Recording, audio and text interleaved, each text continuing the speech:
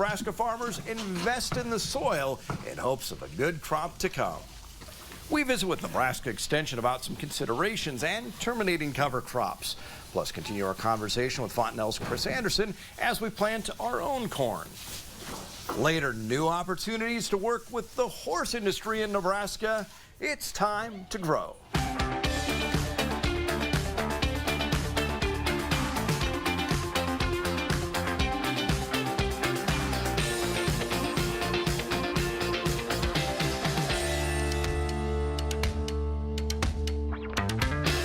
Welcome to the program. We start tonight with a federal judge temporarily blocking a federal rule in 24 states, including Nebraska, intended to protect thousands of streams, wetlands, and other waterways.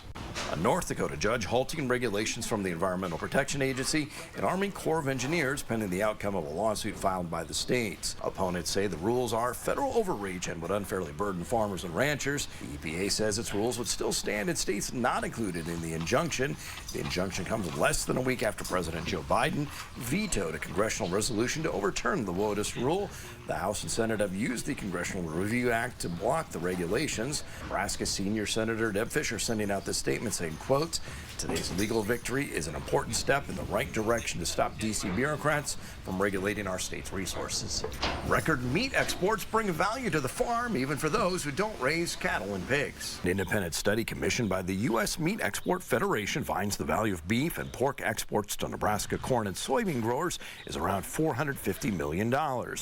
Beef is the biggest contributor there, and a record year for beef exports also boosts the bottom line for corn producers. So in 2022, red meat exports added about 15% of the per bushel value to corn. That's high. That's the highest we've seen it in the past years that we've done that. In other words, about $1 a bushel of corn derives its value from beef exports, according to this analysis.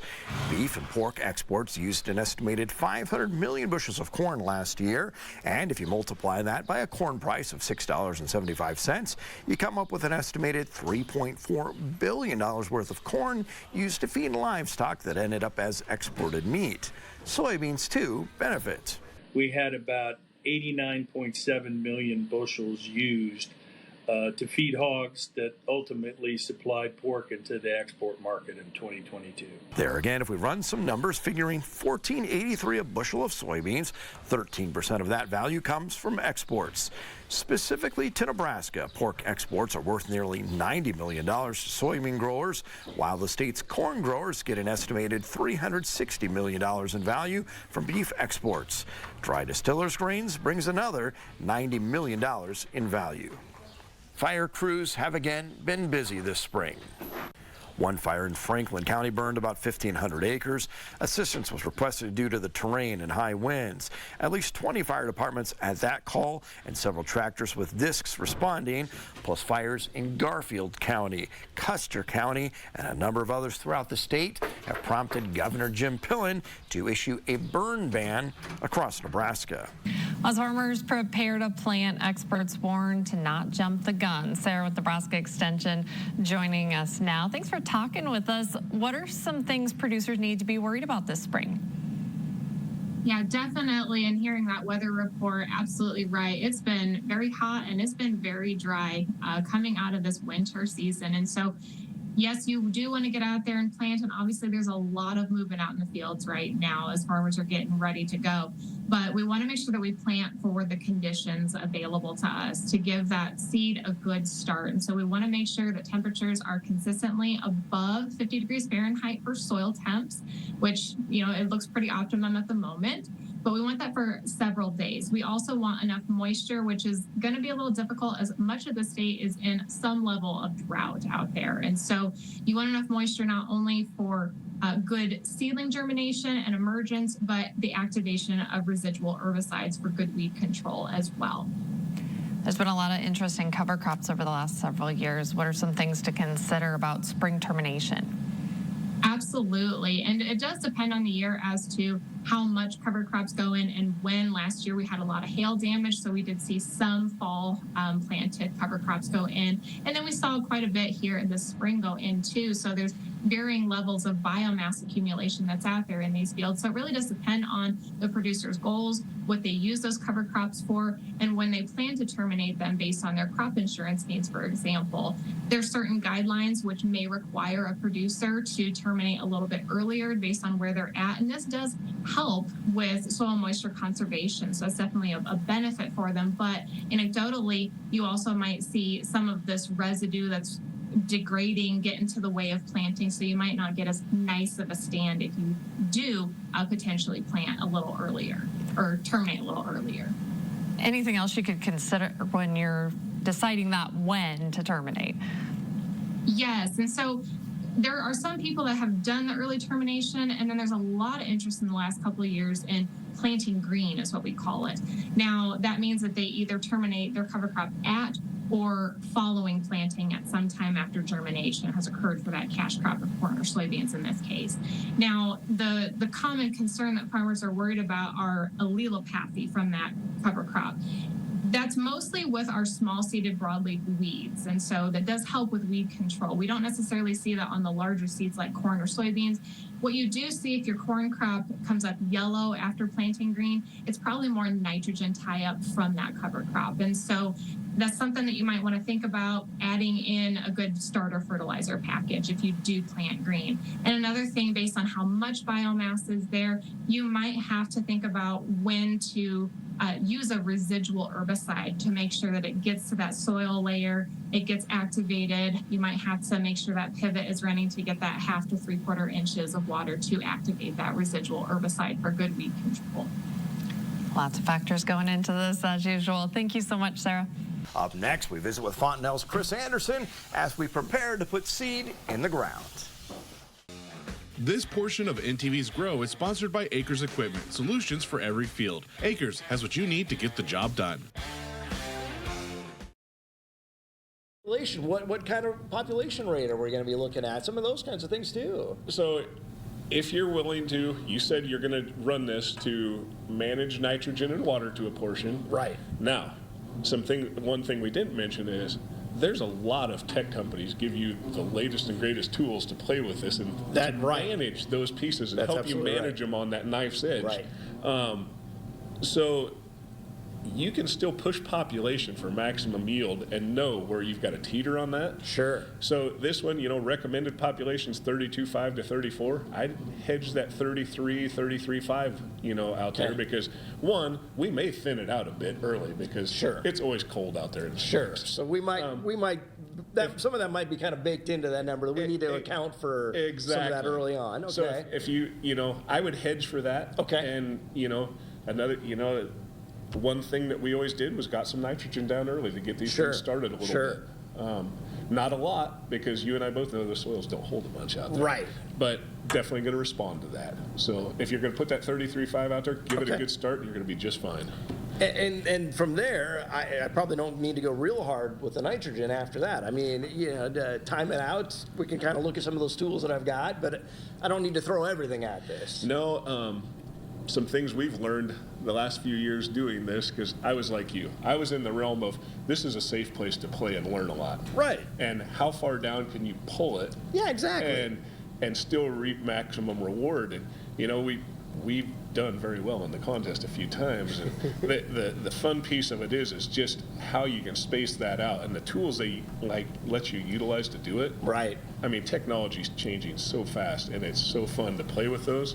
Well, yeah, I mean, just on the irrigation tools, I think there's 6 or 8 different companies that have some pretty cool different tools. I can get online and see the field from a bunch of different vantage points. I mean, they've flown their drones over and they've done all the imaging work and all that stuff. So we're going to have access to a lot of really cool stuff that's going to help us down the road. Exactly. So, I think you're going down the right road, Steve, of picking that product that's got maximum yield potential. Okay.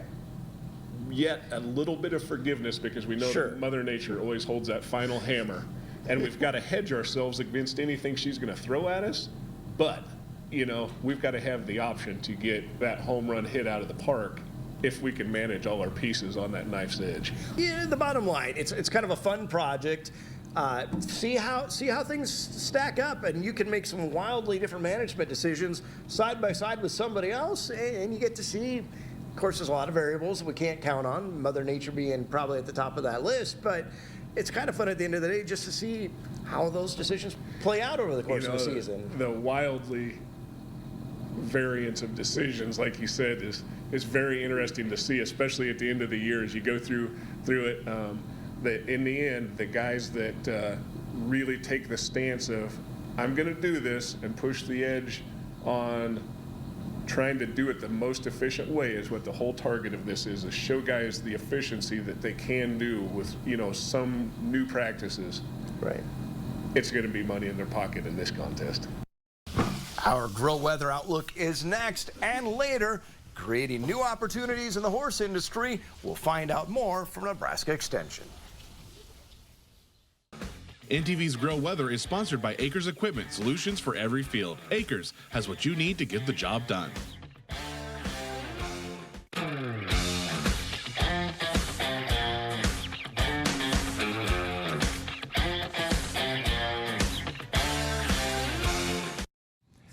Some of the worst drought in the country remains in Nebraska and Kansas, especially in Kansas, where this week the area of no drought has shrunk from 15 to 12%. Abnormally dry in Kansas, 88%, 80.75% moderate drought in Kansas, and the severe 69.1. Extreme drought now up to 56.25%. The exceptional drought in the Sunflower State, 43.5%. Nebraska, on the other hand, still just that little sliver in the southeast part of the state. It's just over 1/3 of 1% no drought, where abnormally dry drought conditions in Nebraska are at 99.5%. Moderate drought in the Cornhusker State, 98.33%, 78.5% severe drought in the orange, and then the extreme drought is 29%. As far as exceptional drought, that hasn't changed this week in our drought monitor for Nebraska. It's in the northeast corner, and it's 5.1%. So we need this moisture to continue. It is in the cards. That is good news in the week ahead. And as far as temperatures, normal temperatures expected for all of Nebraska, all but the southeast corner of Kansas, where it will be above normal. Rainfall, on the other hand, normal precipitation expected for all of Nebraska and Kansas, and I always say that is good news. The 3-month outlook for temperatures above normal for most of Kansas except the northeast and northwest corners, kind of a sliver there, but normal temperatures for the next 3 months expected in Nebraska. And good news on the moisture side of things, except the southwest corner of Kansas, where moisture is expected to be below normal. Otherwise, all of Nebraska, most of Kansas will see normal rainfall in the rain gauge. And there are those chances. We had the rain Friday and Saturday, and now more in the forecast this week. Of course, the ever-present wind's not going to let up. Windy tomorrow, 68. 78 then on Tuesday. Chances for showers and storms in the evening. During the day Wednesday as we start cooling down. Moisture chances on Thursday at 30%, Friday morning at 20% when we get cold again with lows right around 53. And of course, plenty of cold out there by tomorrow morning. Normal highs this time of year should be 63, lows 38. In the week ahead, we will average 5 degrees above the normal high, and we'll average a couple of degrees above the normal low. So at least we have the warmth to look forward to. Our proverb this week: in spring, a tub of rain makes a spoonful of mud. In autumn, a spoonful of rain makes a tub of mud. And if you're out on the farm, you can relate to that. That is your grow weather for this week. Join us again next time when, once again, it will be time to grow.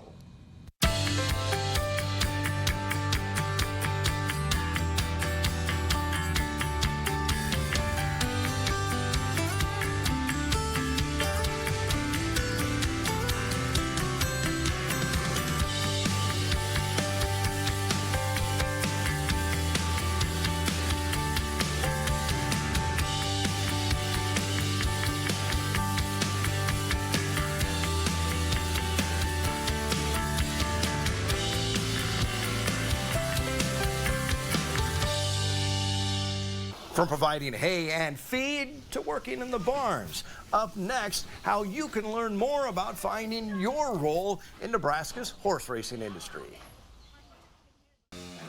Ag Innovations is sponsored by Acres Equipment, solutions for every field. Acres has what you need to get the job done. We had that initiative that the voters approved that expanded the gambling opportunities at our horse tracks. Have we seen some more interest then in maybe some Nebraska-bred horses? And if people want to get involved in that, it sounds like this upcoming seminar would be a good place to learn maybe some more about that. Right. And that's a lot the reason why we're doing it, because we know that we need more horses. We've got more tracks coming on board, more opportunities for Nebraska-bred races, and other things. And we need more horses. And so the whole purpose of this program is try to help folks answer some questions, stimulate them, hopefully get some interest and get some more people involved in all the different ways, shapes, and forms. It might be as an owner, it might be to breed them, it might be, to work in the barns, but we know we're expanding, and so we're going to try to help, on the horse side of it to get more folks involved. Is there a push specifically to get Nebraska-bred horses? Is there, an emphasis on that in particular? There are certain races that horses have to be categorized, or what we consider the Nebraska-bred horses, to be eligible for those races. And generally there's, some incentives for those as far as purse money and the horses that they're running against. And so, and there's certain restrictions and things that they have that have to go into that. And that's part of what we're going to cover here in the seminar. It's one of the areas. If somebody does have some Nebraska breds, they'll be able to run them more than just in Grand Island then. Right. Ever since the track in Omaha closed and the Lincoln track closed, Fauner Park really has been our flagship track and the one that's kind of kept things going. Now with this initiative, we know that there's 5 more coming on board, and there's others that have been proposed. And so, that's going to be another positive for our Nebraska-bred horses and our Nebraska owners, because they're going to be able to race many more places than just Fauner. See what the opportunities are. Would you invite them to be part of this upcoming event then? Absolutely. That's why we're having it, because we're having a variety of different topics. Maybe even there's a young person out there who loves the equine world, and maybe there's a place for them to find some success doing that going forward. You're absolutely right. And I work with people from all different kind of facets of the industry, and they might be people that don't ever get on a horse, but they just love being able to go to the barns and see them grow, see them mature, watch them race. And so, you might be a person that's really not interested in riding. Some people are terrified of horses and they don't want to ride them, but they do like them. And so this is a way that all different kind of people could get involved in this very exciting aspect of the horse industry. And you can find more details about that upcoming workshop on our website, nebraska.tv. And we'll be back here again next time as we see how agriculture makes Nebraska grow.